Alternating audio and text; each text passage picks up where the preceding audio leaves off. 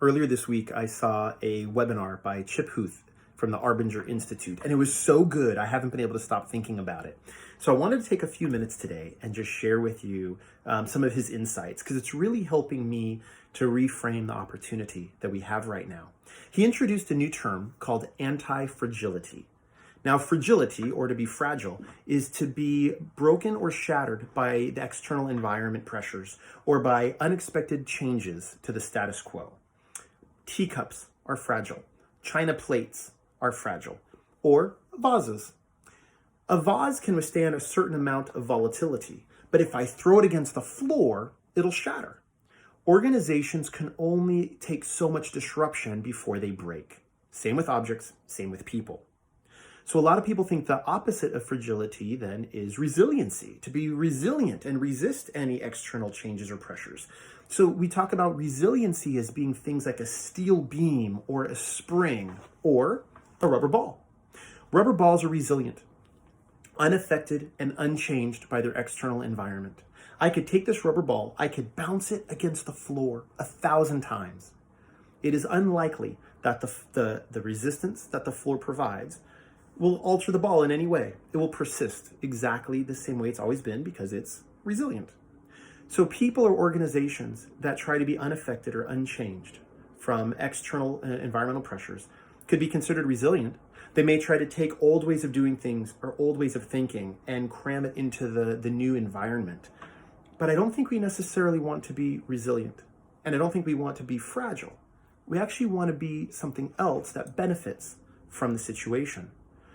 So that's where the term anti-fragility comes in. To be anti-fragile is actually to take the stress, the disruption, the chaos, or the pressure from the environment, harness it and leverage it to grow stronger. Consider the effects that physical exercise have on the human body.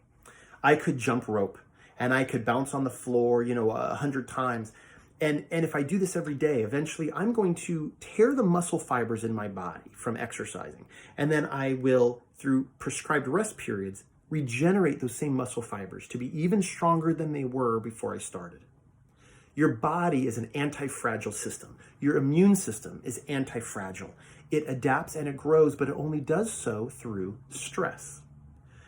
The same floor that shatters the vase and the same floor that can have completely no effect on a resilient ball could also provide, with the right amount of tension and pressure, it could provide the opportunity to grow and to adapt.